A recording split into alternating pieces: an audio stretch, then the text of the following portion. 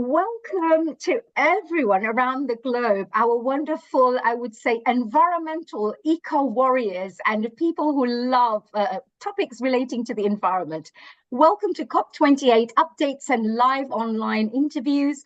We are here today to share some really amazing information about the COP28. And of course, we have Charles Appleby, my co-host, from Saving Our Planet, co-founder. I will be joining you very shortly, Honey Kalaria from Rotary in London. Charles, all yours. Good morning, everyone. Hello, and thank you for joining us, and a very big welcome both to our audience and our speakers today. This is the 12th and last of our 12 online broadcasts live from COP28. I hope you've seen some of the others. If you haven't, then please take a look at the Honey Kalaria Facebook page, where all 12 of the previous 11, plus this one will be there, broadcast will be there on her Facebook channel. Okay, so as Honey said, these broadcasts are a partnership between ourselves. It's been absolutely amazing working with Honey and Rotary. Yesterday was a very, very special day. If you'd like to take a look at that, there were some senior members from Rotary there giving their perspective on what's happened, what needs to be done.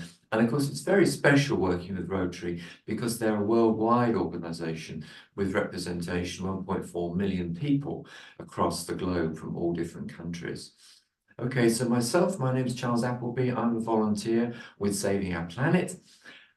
So with Saving Our Planet, we've got a particular focus on nuclear energy, on making a difference with the whole energy portfolio, energy solutions and transition, and also my own particular interest, which is in what's possible with planting trees.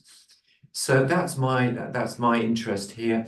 If you haven't heard the statistics, then basically experts are saying that planting trees, and by trees we include mangroves, blue carbon, which is seagrasses, peat, all these sorts of things. These have the potential to remove about 1/3 of emissions worldwide. So this isn't the only solution. I mean, most important, which is being discussed here at COP28 now, most important is to cut the use of fossil fuels, by which we mean coal, gas, and oil. Now, these have been huge, huge drivers of the success, particularly of the West in the UK, the US and Europe and many, many other countries.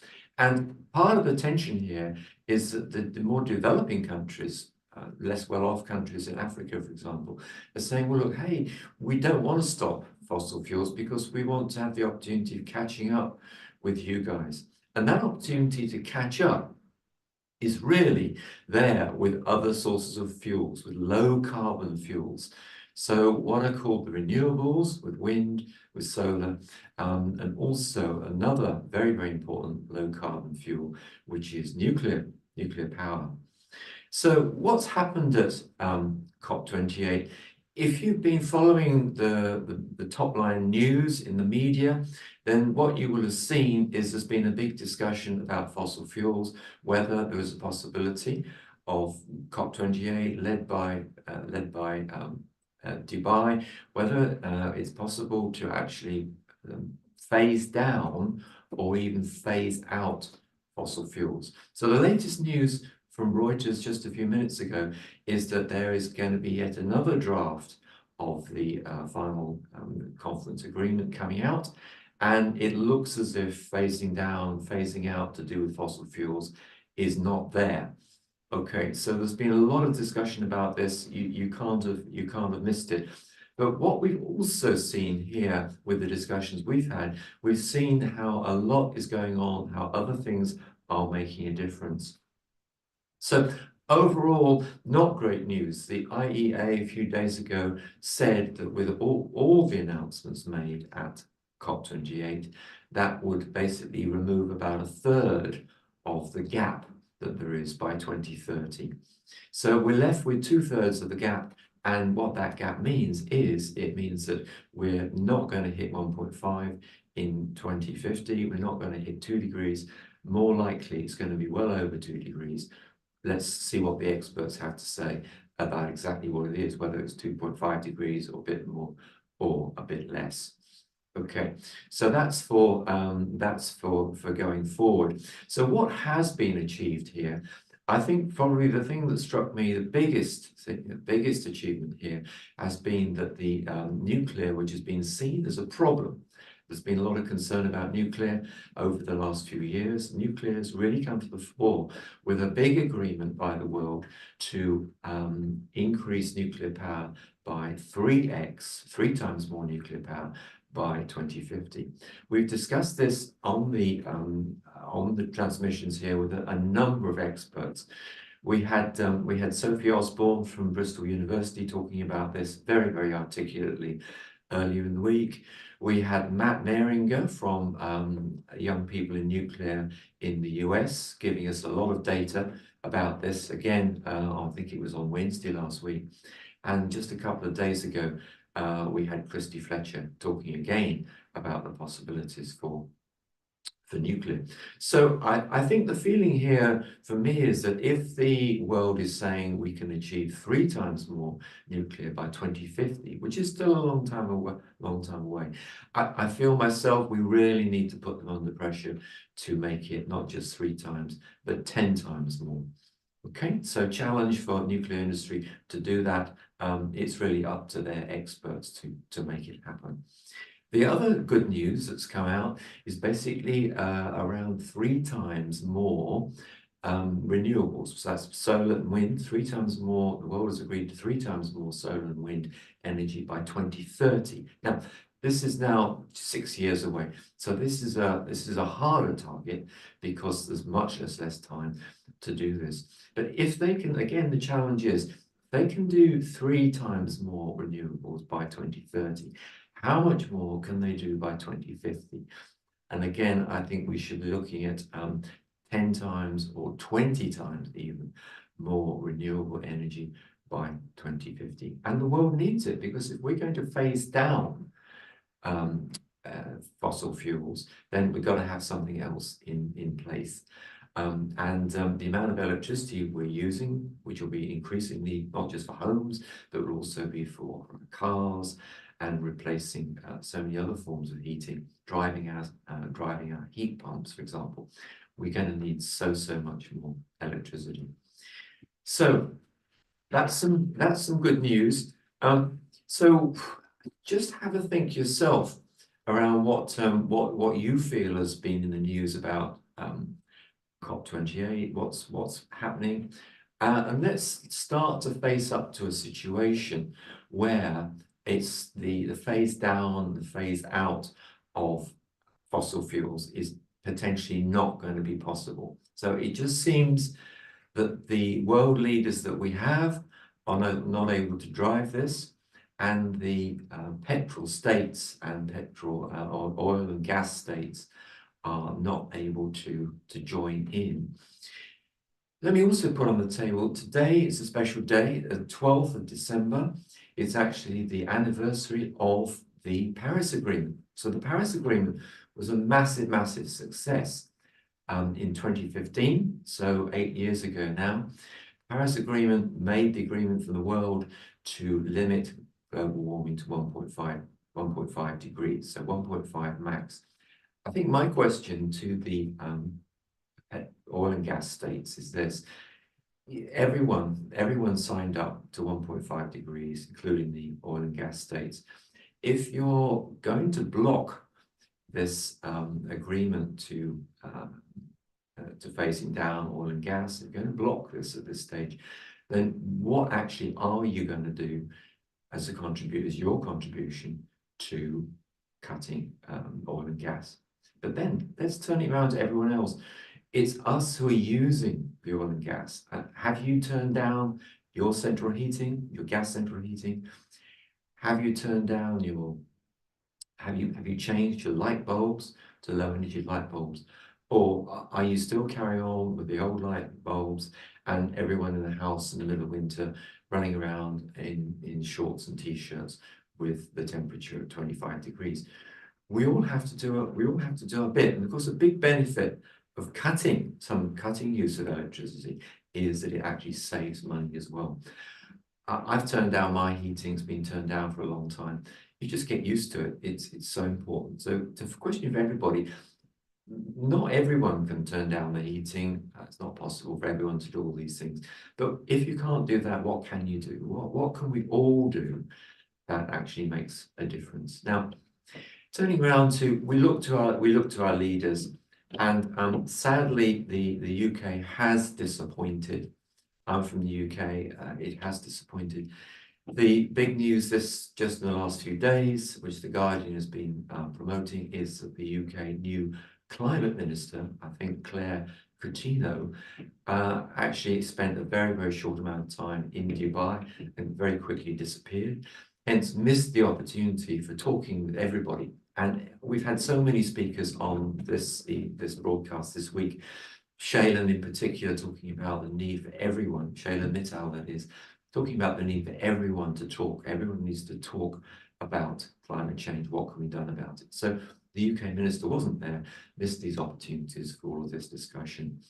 So we've seen progress with electric vehicles, but let's focus on heat pumps for the home, because domestic heating, gas and electricity consume a huge amount of power. So the preferred solution from the government seems to be heat pumps.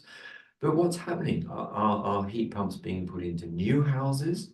No, they're not. So for the last 3 or 4 years, how come they're not being put in seriously into new properties? And the business of retrofitting heat pumps into existing houses. These things are difficult to do. I'm not saying they're not difficult, but the combination of the government, the industry, consumer representatives, everybody surely can do a better job. I mean, other countries are happy with their heat pumps. They're buying the heat pumps in volume, for example, in France. So why can't we do that? Well, one of the reasons is that people aren't selling it, promoting it, showing that it works, and encouraging people to do it in a positive way. So that's, for me, is a huge, huge missed opportunity. Second huge opportunity is my own area of planting trees. Now, it's very, very widely accepted that trees, including planting mangroves, seagrass, all these things that grow, a lot of these things that grow, are a really excellent, proven, and low-cost way of removing CO2 from the air. So since everybody's talking about it and agrees it, then why are we not just planting more and more trees? So the cost of planting trees in the tropics is very low. It's much, much lower than planting a tree in Scotland. I mean, yes, let's have trees in Scotland, but we can get them much more cost effectively in the tropics. So why aren't there initiatives to plant more trees, plant the billions of trees we need?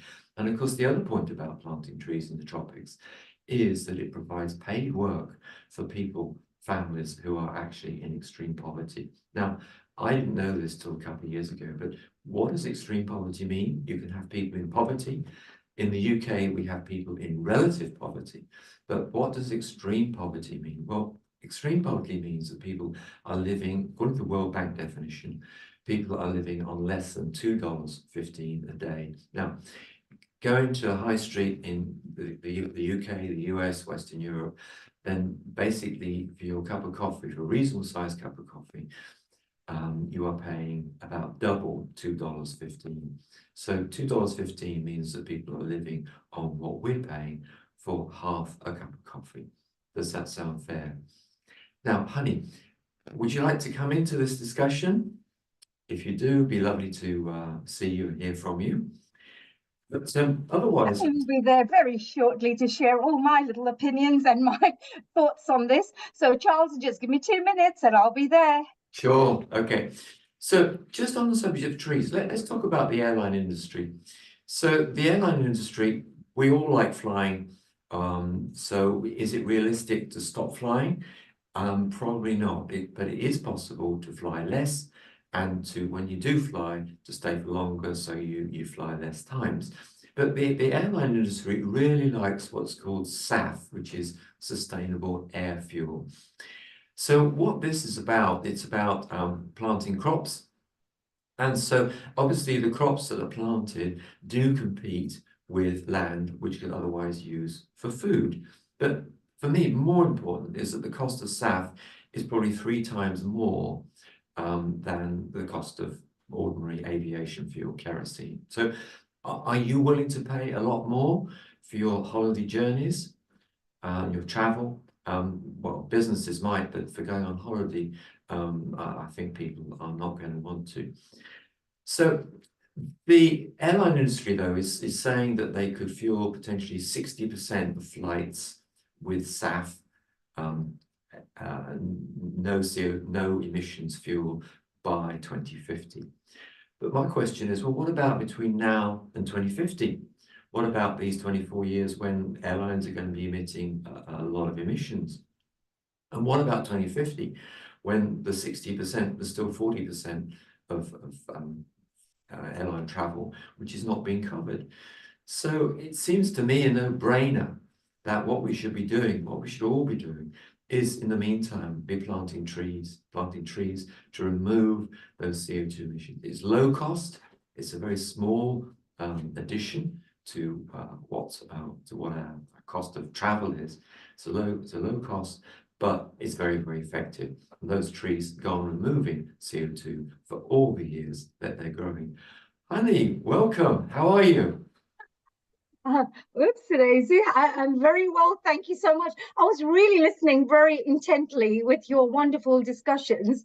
And I think that what you mentioned about the COP28, it's actually been a really positive thing, really, hasn't it? Because even if we look at all the negative side that we haven't achieved, you know, our fuel targets and things like that, and carbon emission targets, etc. But the point is, people have come together for the dialogue part. People have gone back being more educated. And people perhaps, you know, when they came in just to explore, maybe going back with some possibilities of what kind of collaborative work can be taking place, or also just how can we make a difference ourselves. So maybe those are some of the positive points with the COP28, I believe.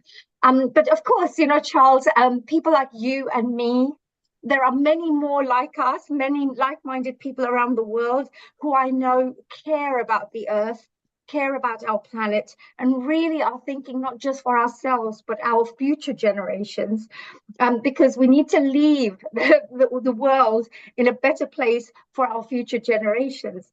And I know that sometimes people can become a little, how would I say it, slightly selfish, really, that I won't be around anyway, so who cares, you know? So there could be some opinions such as those as well.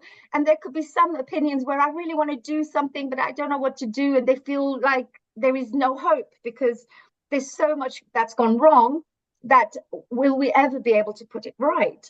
So for me, I think it's all about, you know, helping to develop a little bit of hope, show the positive side of things, show people how their contribution will make a huge difference. And I still say that coming up to multi-billion population that we have in our, on our planet, if we all thought about just planting one tree every single year, all of a sudden, you know. We need a lot more than one tree. No, but I'm just thinking about every single year, if every single person started planting one tree around the world, can you imagine in 10 years' time, right? And how many billions of trees? And it would help. Yeah, it would help. But listen, what I would say is if people would like to plant a tree in their garden, then please do. That's great. But it is going to cost you a lot more than if you make a donation through Rotary, which comes to ourselves to plant trees. So what we can offer you, we can offer in the tropics at the moment, we can offer planting 6 trees for £1. So that for me is the way, and it needs trees really, really in bulk. So if you're traveling by air to offset your air travel, you need to plant 32 trees per hour of travel. Not of your garden trees, but my trees, which are 6 trees for £1. So it's not expensive, okay? 6 trees, and we also have to remind everybody. A lot more trees, okay? I can see this, Charles, but I can also just want to remind everybody that even if we begin now, these trees are little saplings. So it will take at least 10, 15 years for these little trees to grow into like reasonable sized trees, I would have thought. No, no, For no, us no. A tree in the tropics will start absorbing CO2 significantly within 4 to 5 years. And they'll be to, doing really well within 7 years. So the argument with trees is always, well, we've got to why plant trees because it's going to take a while to grow. The argument for trees is very simple. Trees in the tropics, within 7 years or so, will be doing well. They'll be removing a lot of CO2. And those trees will continue removing CO2 for all of their life. Now, for some trees, tropical trees, it's going to be 25, 30 years. For others, it's going to be longer. But once you've got the trees going, it makes a real difference. And you can sit back and enjoy all your CO2 being removed. Like me, I mean, I planted my first trees in 2018. So we're 5 years on now. Those trees are doing really well. Absolutely. Well, let me share a little bit whilst we are discussing and whilst we wait for some of our guests to join us.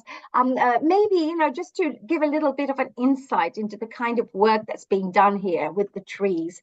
I'm sure you can see my screen right now. And I just wanted to actually show a little bit about the trees, how important the tree planting is and what's going on right now.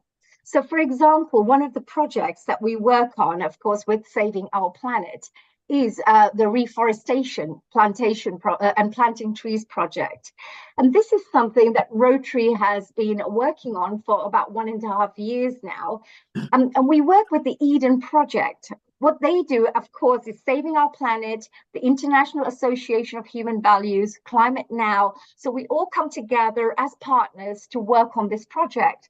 And one of them is the Eden Reforestation Project, where the aim is not to just plant trees, but to also restore, like the forests and create jobs, also protecting some of the ecosystems, which are very important for wildlife and biodiversity to thrive. This is definitely something that we can help with, which would help in climate change. And also by the end of 2024, Eden Project wants to plant a minimum we're saying, of 4 billion trees.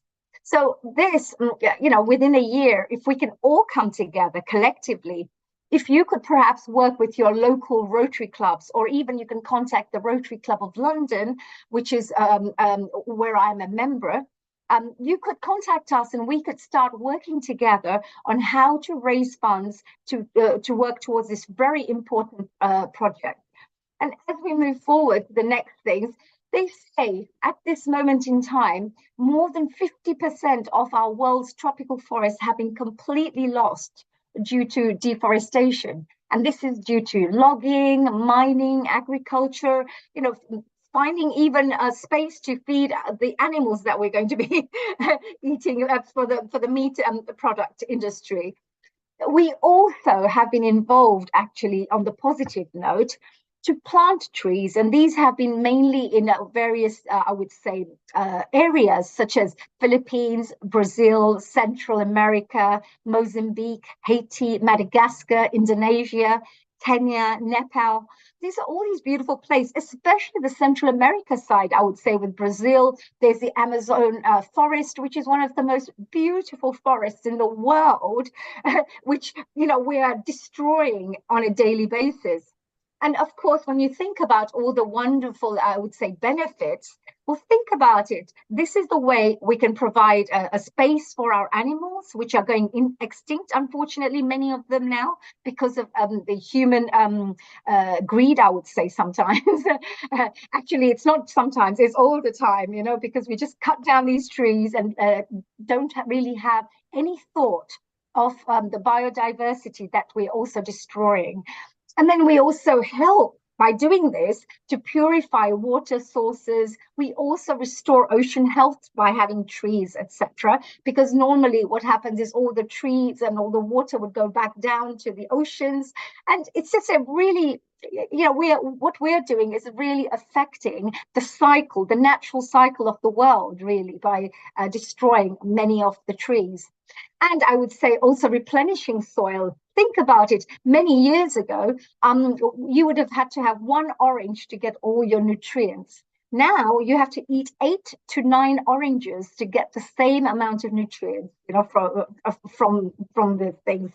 Anyway, this is just one thing I thought would be really, really good for you to just know, to let you know that with climate action and Rotary and saving our planet, we have been working on supporting to plant many, many trees.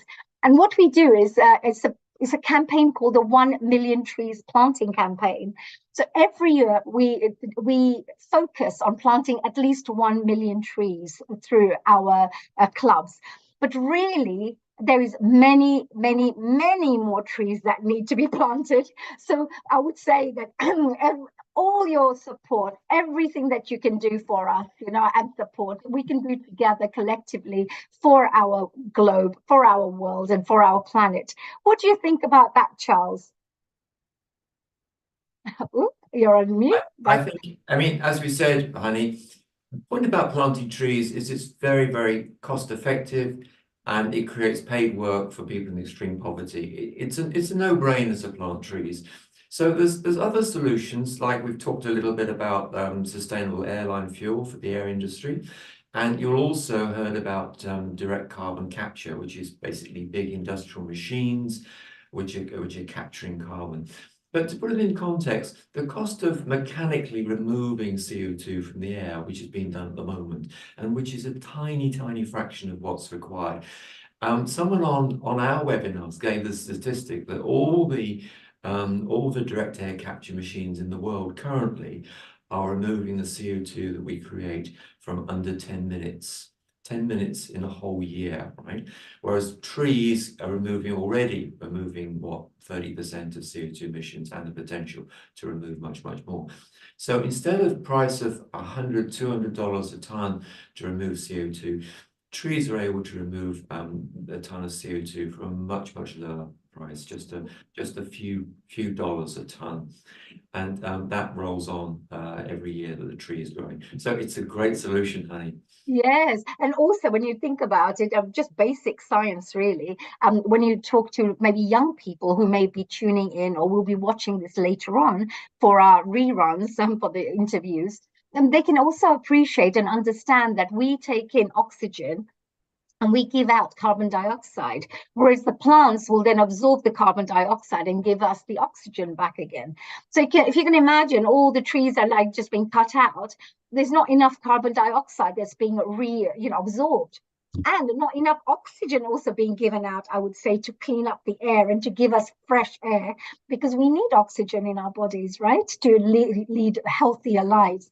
And that's why I believe that this year in COP28, there's been a lot of talk on food, health, the environment, but relating to food and health as well. Hasn't that been the case, Charles? Let's talk about a couple of other things that trees do. You can do this very simple test in your garden. Basically, sit under a tree, or if you haven't got a tree, sit under an umbrella on a hot day, on a really hot sunny day. Just sit under a tree, and that tree gives you shade. Think about it, the leaves of that tree, we take it for granted, but if we're out there every day without a hat on, very quickly, I do anyway, I get crazily sunburned, and it's very, very unpleasant. The leaves of those trees, provided the tree has a minimum amount of water and doesn't die off, right? Then basically it's taking out all of that sunshine every day of the summer. That's to enable us to sit under it in the shade. Think about it. Now, what scientists have also found is that exposed soil, not soil with grass on or plants, exposed soil, the top tiny little bit of layer of the soil is actually destroyed. The humus, everything in the soil is destroyed by the sunlight. So it's really, really important to keep the ground covered. Now, all these wonderful photographs that we have in England from the past, we have people ploughing land with horses and ploughing it all up and whatever. This now is seen as out of date, because every time you plough the land, you are turning over and releasing the CO2 from the air. So it's not just deforestation that's releasing CO2, it's actually ploughing the land. So what we should be doing, we should be planting crops with seed drill machines, which put the seed direct in, trying to keep the ground covered. So keep the ground covered rather than leaving exposed to be damaged. Even if you mulch the surface, it makes a difference. Now, there's another huge thing as well. Sadly, my business partner, Rob Delart, has not been able to join us for any of these broadcasts this week. But his big thing is about the cooling power of trees. So first of all, you've got the way in which trees in the Amazon change the flow of air. They change the flow of air from coming in over the Atlantic. Then they bring in moist, wet air from the Atlantic in, and they will create 7 times more rainfall in the Amazon. And that flow has been disrupted in the Amazon by the deforestation. That flow actually has been acknowledged by scientists as contributing to the drought in California. The impact is just so big. So this is why we need trees, not just of trees anywhere. Some places are more important than others. And the Amazon rainforest, to restore and reforest the Amazon rainforest, is critically important. Absolutely, absolutely. And at the moment, of course, we have a wonderful guest as well who's just joining us at the moment, and I will see if I can get them on board. I believe we have, hello, we have Aisling. So yeah, my full name is, it's pronounced Aisling. Aisling Connaughton, Irish spelling. Your very full name, yes. Aisling, hello. And where are you? I believe you're from the COP28, connecting to us live.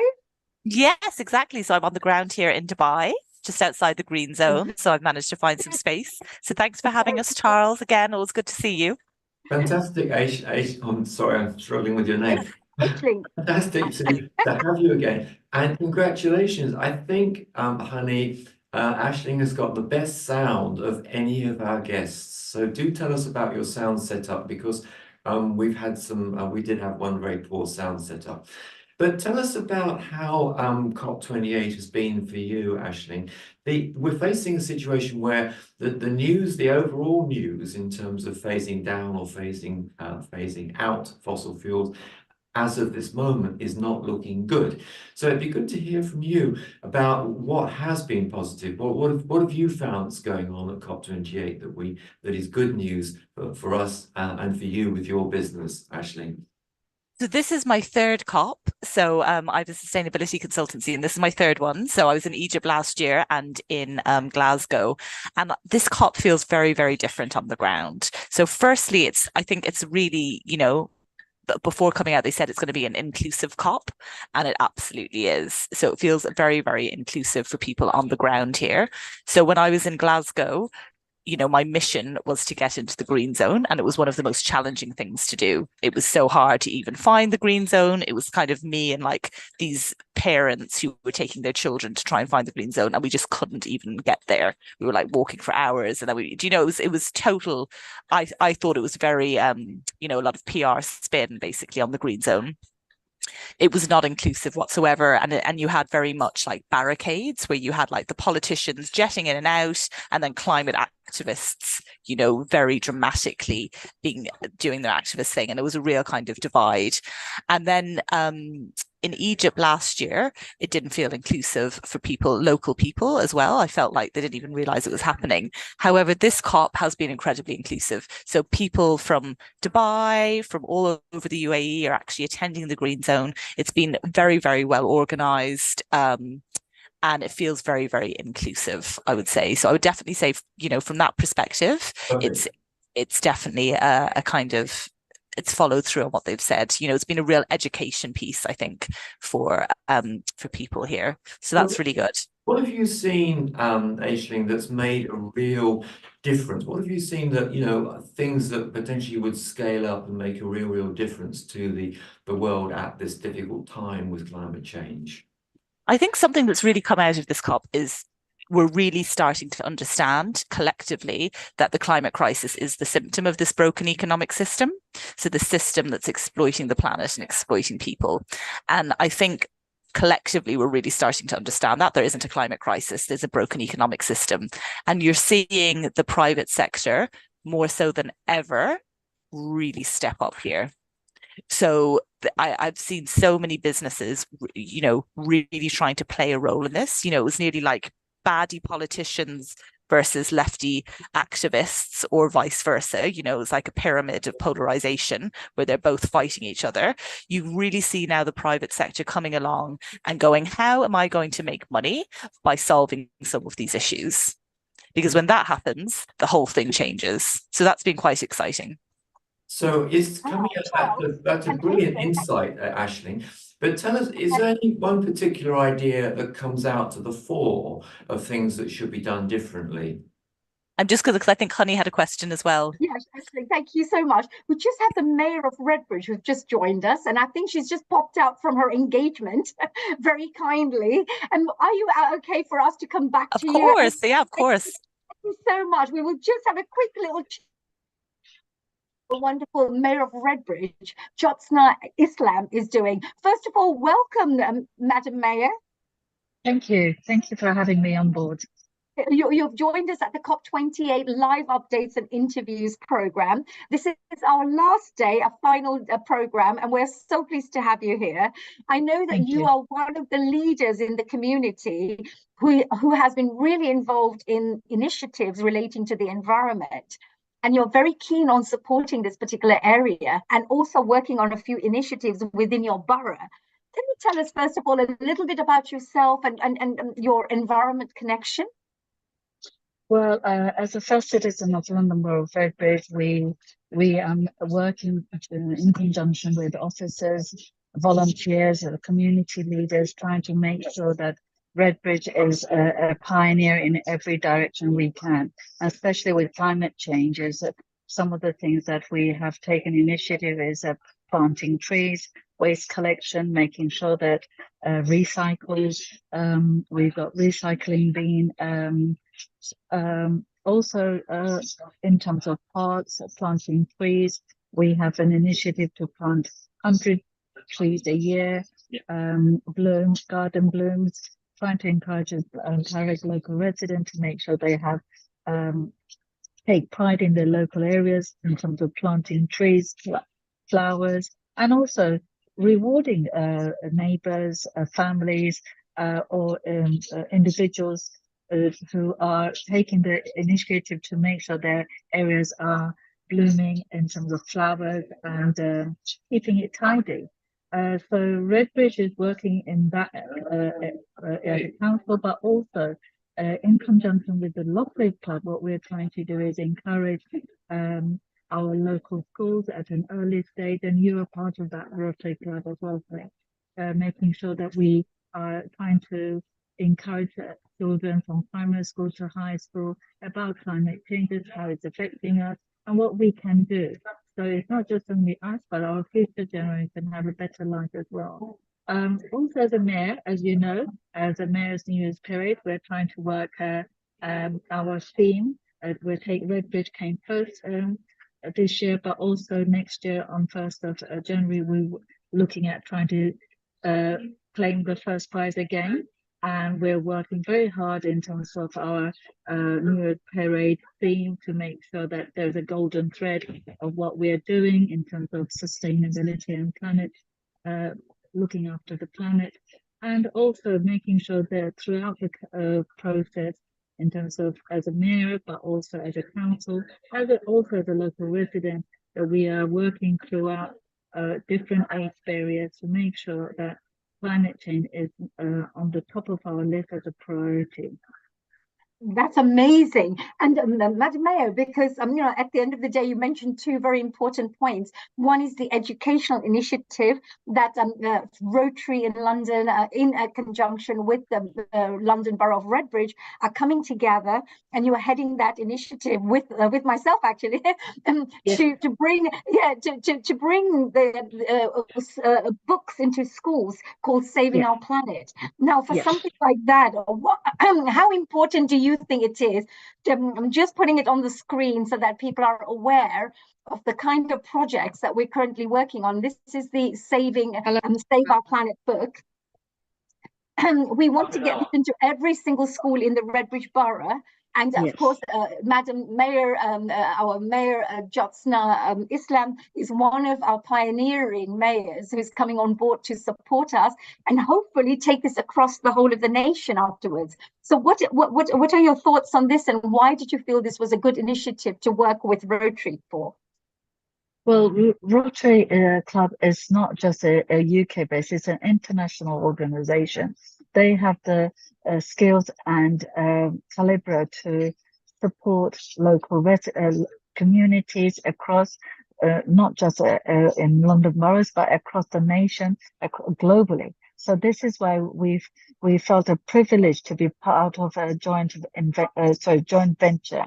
And who else than Redbridge to be the pioneer in terms of spreading the goodwill and how to work with schools, early education, making sure that children have a better start. As adults, we're doing our level best, but the future generation needs to know, and at an early stage, they can make a significant difference and contribution to our community, who are going to be our future. So where else to start than from early age? Absolutely, absolutely. This is a fantastic initiative, and we're very proud of you. And I hope many more mayors, we have around 32 boroughs in the whole of London, and I hope that all the mayors who are heads and leaders in the community take up this initiative and follow your wonderful steps here, and also, you know, help to start educating our young children who are the pioneers and our future leaders. They're the ones who will be taking the action. They'll be the ones who will be developing policies. And if they don't make the right decisions whilst they're growing up, we'll end up having the same kind of planet, worse along the way.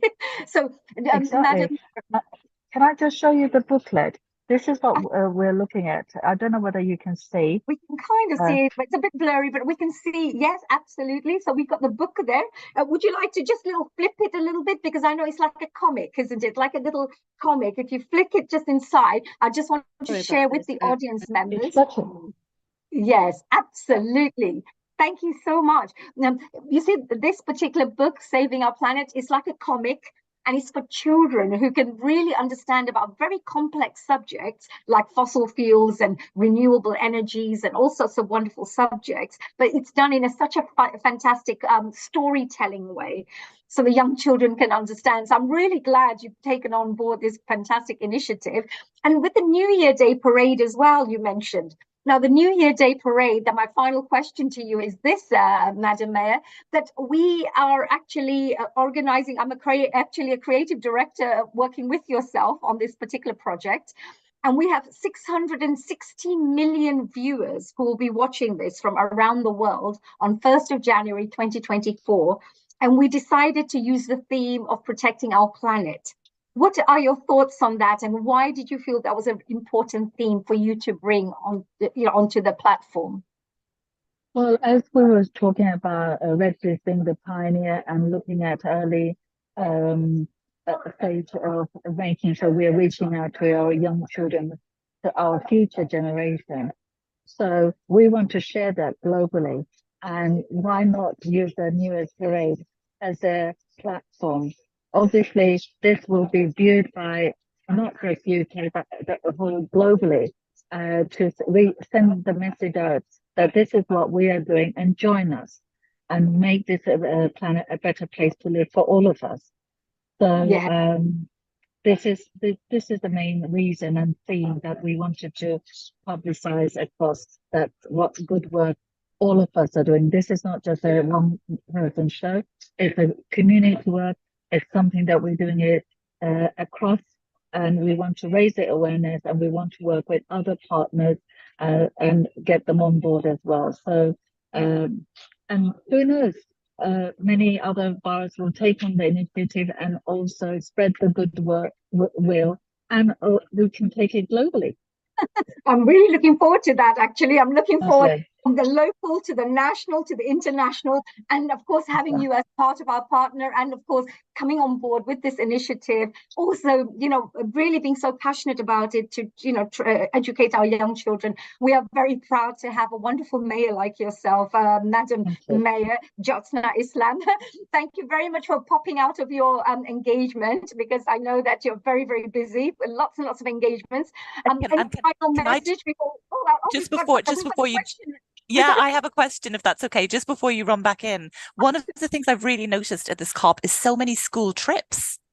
So I've seen so many different countries having school trips to COP, you know, and they were like, instead of going on a skiing trip, we bring our students to COP so that they can really experience and learn firsthand. And I think that would be such a huge opportunity for the UK. That would be really good. It will be something that we can take it up with our schools when we are going to visit different schools regarding our booklet, and might be something that schools can take on board as well. Yeah, absolutely. Thank you so much, Madam Mayor, for coming along and joining us here today. And very nice little comment there as well, Ashley. So, well, Merry Christmas and Happy New Year, everyone. Thank you so much. Have a fantastic day. And we shall be finding out more about, of course, the Mayor of Redbridge with her initiative, because she'll be working on this year and next year with the Rotary Club of London. And we will be working towards really inspiring, educating, and encouraging young children to get involved in environmental activities, which is really good. And if we can't be the leaders, then, and we can't be the role models, then how can children follow? So I would say Madam Mayor is a wonderful inspirational role model and leader joining us for this. Thank you. We move on back again to Aisling. So hello again.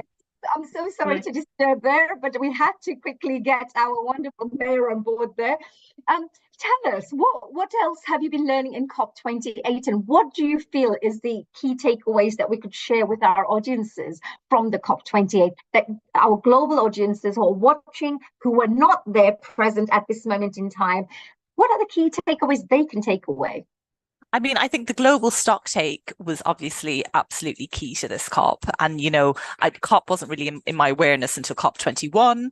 And that's when they, you know, agreed we need to reduce carbon emissions and greenhouse gas emissions. And how are we going to do that? We're going to start tracking and measuring. And so obviously the global stock take is how you do that. And so this is the first time, you know, we're hoping we'll see the kind of final reporting on what it actually looks like. But it's a huge, huge change for the world, for every nation to be like, we are now tracking and measuring. And also businesses have been pressured to start tracking and measuring and, you know, report on the carbon emissions, etc. Now we know why. So I think now the private sector is a bit like, oh, this isn't just, you know, government's being annoying, you know, and getting us to do things that isn't going anywhere, a bit of reporting that no one's going to see. No, it's all going towards the global stock take. So I think, you know, we're going to have every business tracking and measuring and reporting. And at least now we have a stake in the ground, because if you can't measure it, you can't improve it. So I think that's been huge for this COP. And it's something that hasn't been as discussed as much in the media, because it's been so overshadowed by fossil fuels in our media. Yeah, this is amazing. I love this. I love this measurement side, because they always say, you know, that when you're working on any project, even a project management, let's say on a smaller level, you know, there will always be the monitoring, there's the evaluation, there's all these different areas, you know, implementation phases that we have to go through. But there is definitely the monitoring as well, and the evaluation side as well that comes in, that what's happening here. So if we don't measure and we don't monitor, then we can't find the culprits either who are not pulling their socks up, as we would say. Absolutely, exactly. Yeah. So I'm intrigued to see this global stock take. You know, I want to actually see it myself, and it's, you know, it should be coming out at the end of this COP. So we'll be able to actually have a look and see what we think. Right. Yesterday, sorry, a couple of days before, one of our hosts who was there on the ground at COP28, he shared with us these wonderful pods. There were these pollution pods where you go in and you check out what the different air, I would say, qualities like in different countries around the world. Did you get a chance to go into that? And what was that? You know what? It's so vast. I have not seen that, but I am going to be going back in just shortly. So, you know, this is obviously the negotiation negotiations will continue until they're done. But the zones are still open until the end of day today. So I'll go and try and find it. I also haven't found the women's education area. So there's a key part on like education and how diversity, equity and inclusion is key. So I'm going to go and try and find that as well. So if I do, I'll send some videos and send them your way. Oh, please do. You're exploring. Yeah, go and explore. And the other question I had as well, there were some really fantastic initiatives coming back to, educating children, for example. There was a wonderful lady who had come up with a particular game. Maybe Charles could remind us what the game was called. But actually, the game was all about how to create a better environmental system. But in a fun way. So it's like a little game, but it's like an initiative, which I thought was so clever to help young children get involved and learn along the way, and also think about how to protect our resources and etc. Are there any initiatives that you think were very, very, I would say, inventive, like something very new, something that you felt was very different and you were really, really amazed to see? Is there anything like that you felt? Do you know what? I spoke to actually someone who's from Dubai just yesterday, and I actually asked them that question. And they said to me that, you don't have to look very far in Dubai now to see how poor the air quality is. So you wake up in the morning, everyone has these kind of, air cleaning machinery, which captures the air because the air is so polluted here in Dubai. And I think that's really sad for people who live here. In the UAE, they can see, obviously they only struck oil in the 1960s. So it's very easy to forget. They only struck oil in the 1960s. So they thought they're winning lotto ticket in lots of ways, but it's also causing all these issues and this pollution around. And so, it's hard because they've said, that's the technology they would want. Air quality cleaning is something that's so needed, really, in that people really feel that they need straight away, which obviously is just a example of how we can just see how damaged our planet is and how it's damaging ourselves, So I think that's an innovation that they said that they're looking for and would want. But as we know, it leads back to the fossil fuels conversation, Charles, where one of the good things about this COP, I suppose, in previous COPs as well, it's always been the elephant in the room, fossil fuels. Like we're always just kind of, are we going to actually discuss this properly about the fossil fuels? Here, the elephant is no longer in the room. Like it's the COP president. So they've definitely, we're not hiding or shying away from the fossil fuel conversation. It is now front and center finally, which is, positive and negative in different ways. But yeah, I think it's hard. But I also think about this, the fact that, somebody was mentioning this to me. They were saying, look, until we don't find replacements and things, everything from our let's say crude oil, for example, you make plastic out of it, you make lipsticks out of it, you make make your clothes out of it, your polyester outfit, So instead of killing, let's say, animals where you would have fur coats, you would have synthetic fur, etc. So what they're saying is, you try to prevent something else, and now you can't just get rid of the, like crude oil or the fossil fuels, because and also how do we travel by, let's say, plane at the moment, because you still need the fuel, etc. So we can talk a lot about fossil fuels, but hello, where is the replacements for everything else? One of the things, of course, recycling is a very important part of this, because if you've got plastic here, plastic there, reuse it over and over again, which is really useful to do. And people do not think. What are your thoughts on that as well? And the second part was the second part of this. You talked about the Dubai air pollution side of things. Some people used to argue that, the universe is so vast. I mean, of course, we wouldn't have the pollution. It would just go off and dissolve in the air somewhere. Whereas it's not the case, right? Because we can actually measure the fact. I also know when I went to Scotland, I used to have eczema on my hands.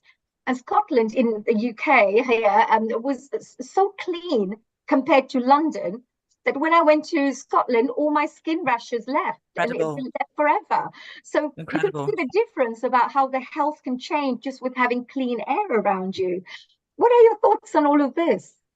I think you're absolutely right. I think in the fossil fuel debate, as soon as you get into right and wrong, black and white, fossil fuel lobbyists or fossil fuel versus, you know, climate activists. I think you're in this black and white thinking, and I just don't think that works. You know, we all use oil. You know, it's like, well, why don't we just all stop buying it and just move to renewables? Do you know what I mean? It's kind of, you could push it back the other way as well. I mean, I definitely, having been here on the ground in the UAE, I felt incredibly safe. You know, I live in London. I don't feel safe walking around London. I felt incredibly safe here. I feel incredibly welcomed. And I do think for the people here, you know, they won the lotto thinking that struck oil. And now we're being told, you know, you can't make it or sell it at all. And we do need a just transition plan. Like, we need a plan on how we'll move away from fossil fuels. But I think capitalism has a lot to answer for, and it goes back to, what is the purpose of any business, whether it's BP, whether it's Zara fashion? What is the purpose of that business? Is it to make as much money as possible at any cost, no matter how it's affecting the women making your clothing in Bangladesh or the planet? Or is it to solve some of the world's issues, you know? And I think we've been doing business really badly for a really long time, and it needs to change. And I think now that we have to start tracking and measuring on it and how we're affecting people and planet as well as making profit, I think the system will hopefully change. Well, Yeah, I think that's we've got to amazing. put on the table here, Aisling and Honey, we've really got to put on the table the big role of the governments and regulators here. And the fact is that we can all produce pollution which is not charged for. Okay, so a small amount of pollution now is charged for through systems like the European ETS, but most of the pollution is not charged for. No one is paying. No one's paying the cost of driving their car or flying by air, or creating the pollution in the air, which you described in Dubai. So a role for the regulators, it's down to them as well. They're in a position to put in place a penalty, a charge for pollution, CO2 and other pollution. They're in a position to put in place a charge for using fossil fuels, carbon pricing. That has been talked about for so many years. Economists love it. It still hasn't happened. And so it seems to me we're left with a situation where really it's about what next? What next? Given the situation we've got, what next, and what we can all do. But before we get to that, let's just come on, Aisling, to my final question to you, which is, look, COP29 is now going to be in Baku, Azerbaijan. Now, I guess very few people in the UK have been to Azerbaijan. It's not an obvious holiday destination. It was a destination for the global singing competition. But you've been to loads of COPs now, Aisling. Are you going to Baku? Yeah, absolutely. And I do think that I will absolutely be there. I mean, for me, it's a learning exercise always, and it's how I learn. I'm neurodivergent, and I need to learn like through being at things and embracing it and meeting people. It's how I learn. So I'll absolutely be there. I think it's a really interesting point you make, Charles. It's not a holiday destination. You know, we have nearly 2,500 fossil fuel lobbyists here in Dubai. You know, I think they're probably tagging on holiday time as well, a lot of the time. So it will be very interesting to do the comparisons along with, you know, will do people still show up when they really care? I mean, I think it's great I do think it's a great location. And I think it's you know, different from where we are at the moment. But I'm just intrigued to see what the next few days leave us with, closing this COP28. Absolutely. And maybe Charles had also mentioned every person who's traveled down to this place have also mostly traveled by plane, of course. Maybe we should encourage every single person. Can you imagine all the people who've attended? Go and plant a few trees based on the amount of hours you've been traveling so that you can offset at least. And that could be the first initiative that although we are the environmental, you know, people interested in this particular subject and we wish to make this world a better place, we are doing our action part of it as well. So even if we travel all the way there, in relation to that, we have planted this many trees in our country or wherever, or donated even. They don't need to do it themselves, just donate so that some trees can be planted in return. That could be not like a tax, but it's also sometimes governments can get a little bit greedy. They tax and then they take that tax and use it for everything else. Whereas if they were taxed, I would say that has to be used back into environment-related causes to make this world a better place. I'd say absolutely carbon tax for sure. I mean, one of the other things I've learned really working in sustainability is, the governments set the rules of the road, right? They set kind of how the rules of the game, maybe. But I do think businesses can set a standard. And it's one of the, we take businesses through B Corporation. And again, if enough businesses are saying we're working to this standard because we believe it's the right thing to do, then the government kind of have to put it in place. If every business says we're reporting on the triple bottom line because we think it's the right thing to do, then the government's like, oh, well, we have to do it now, Yeah. And also the voters, because at the end of the day, if we come together collectively and we all voice our opinion together, I'm sure that all the leaders will have to make a change because they're actually representing us. They're representing our voice. So we may need many more community members in society to come together to voice their opinions in this particular area. And in order to do that, we have to educate more community members what the impact is, because some people may be quite ignorant about what's going on out there. They don't really care. I think everything's so busy sometimes. You don't even have time to look at these kinds of subjects. But they are so crucial because we only have one planet, which is my daily mantra. We have one Mother Earth, one planet. We have to protect it. We're not going to get another one. It's there. So any last minute messages before we close today's program, dear Aisling? Yeah, I think points you've shared with us today. I definitely feel the one thing I would like to say is that, everyone's invited to COP. So I think students, anyone who wants to go, I think there is so much happening. And I do think, you have to kind of weigh up whether you want to travel.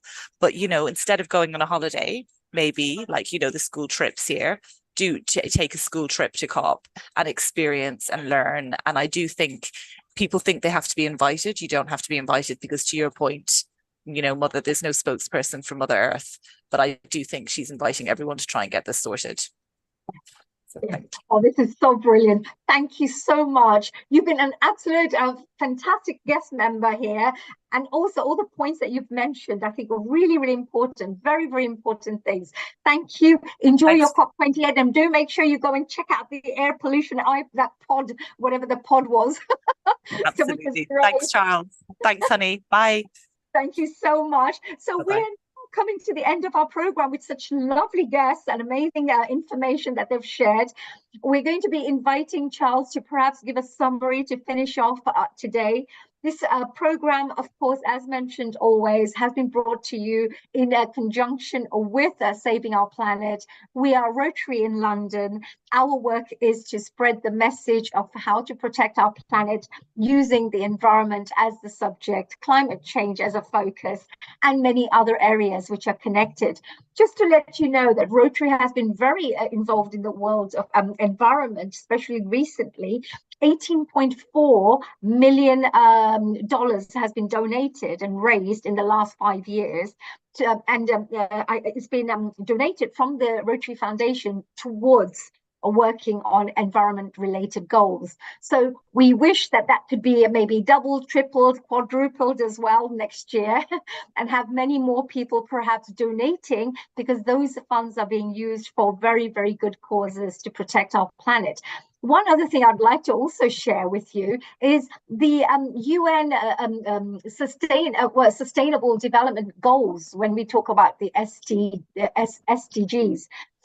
Really, this is really amazing, because when we work on the environment projects that we have currently been working on, we have all of these various areas that are being supported. For example, when you work on environmental projects, we're actually helping people with poverty, let's say poverty issues.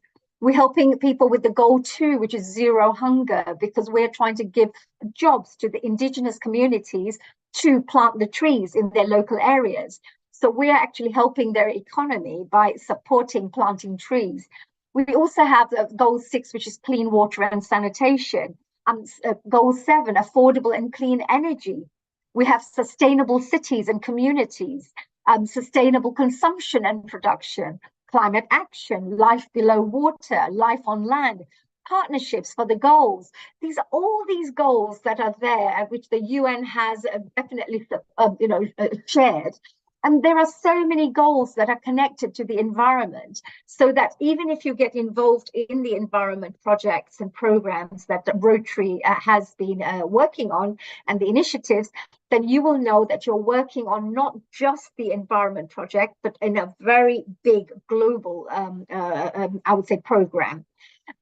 Finally, to finish off with, I just wanted to say, before I ask Charles to say a goodbye, is I'd like to share actually our details, because if anybody's interested to find out more about what we do and how we get involved in the environment projects, if you're interested to get in touch, maybe you wanted to just follow us on the social media, then here is our wonderful details for you that I'm putting up on the actual screen for you, so that you can. There you go. So if anybody's interested, have no idea why that has come back again. If anybody's interested, you can get in touch with us here. You can see our Facebook is rotarylondon.environment. If you want to check out our website, it's rotaryinlondon.org. And of course, if you wanted to perhaps, contact us, you can contact us here. There's some emails here where you can contact us on info@honeycalariaofficial.com or environment@rotaryinlondon.org. This is really, really important, because if you are interested in perhaps contacting us, here are the contact details. And so there is no excuse. Let's take some action together. So coming back, let me invite my one and only co-host, who's been an absolute pleasure to work with, Charles Appleby. Hello, Charles. So we're coming to the end of our final day of our program for the COP28 live updates and interviews. What are your thoughts, and what can you summarize for our end of today? Thank you, Honey. Firstly, I'd like to say a big thank you to Aisling Connaughton for joining us today. I thought she gave us some excellent insights. So rather than give a whole summary today, because we've had a shorter discussion, let me just say what I think is so important going forward. So we're facing up to a situation where there's going to be no agreement to phase down or phase out fossil fuels, which has been the big ask of many, many countries. So the UK, the US, Europe, and particularly the countries at risk of going underwater have made this very, very big ask. So despite everyone signing up to 1.5 in the original Paris Agreement, we're facing this situation where there isn't agreement. So in the absence of progress by world leaders and the fossil fuel countries, I think what we have to say to everybody is really to look inside yourself as to what you want. Now, Honey and myself and all our visitors, everyone is here because we are volunteers, because we're passionate about making a difference and about saving the world, saving humanity from a climate catastrophe. In the absence of this real action by leaders and the oil countries, I think we have to look at what we can do ourselves, and it really is very, very simple. First of all, think about your own use of coal, gas, and oil. Think about that. What can you cut? And if you cut, particularly electricity, if you cut electricity, you're going to save a lot of money as well. Secondly, if you can't cut it, what emissions can you remove? We talked a lot today about planting trees. Planting trees, it's so cost effective, it's so easy. You get, from us ourselves through Rotary, you get 6 trees for £1. And if you're flying by air, look at planting 32 trees for every hour of flight. That's for everyone in your party, and for on the way there and on the way back. Okay, but most important, we had a wonderful speaker, the lady from the Met Office, if you remember, Annie, who said that basically the government and others are not communicating with people at their level. Well, who best knows you? And it's your friends. So if you know somebody, then you know them well. then it's up to you. It's up to us all to communicate with people around us that we know, to make this message, ask the question, what do you think about all this? What do you think about COP28? What should we be doing? What are you doing? And tell people what you're doing. And what I'm doing, I've cut so much electricity, cut so much gas, I've planted so many trees. We can all do this. We can all do our bit. If you have more money, then you can do more. If you have less money, then you can maybe spend more time talking and less time spending. Honey, it's been a wonderful experience over these all of these sessions. Thank you so much for being a great co-host. Over to you to close off the final one of our 12 broadcasts. Over to you, Honey. Thank you so much. Thank you, dear Charles. I always love that ending as well. Just wanted to say I'm Honey Kalaria. I'm a district chair for the Rotary Environment Committee. The reason we're here, as Charles mentioned, we're volunteers because we're very passionate about the world and especially about protecting our planet. So we're here not just to share these messages and bring interviews to you, but to actually hopefully encourage some active participation from your side. Maybe some action that you would be able to take. It could be as simple as sharing these links with your social media platforms, right through to ensuring what Charles had mentioned, becoming a bit more aware of the kind of things you buy. Maybe switch off lights in your room, and perhaps use less water when you're having a shower. There could be so many little things that you could do to change and create little powerful changes if we do it all together. And the final bit that I just wanted to say is, today, I would like to encourage all the leaders who are listening, who may get a chance to listen to this particular interview or this particular program, to please think about taking action that will be for the good of all.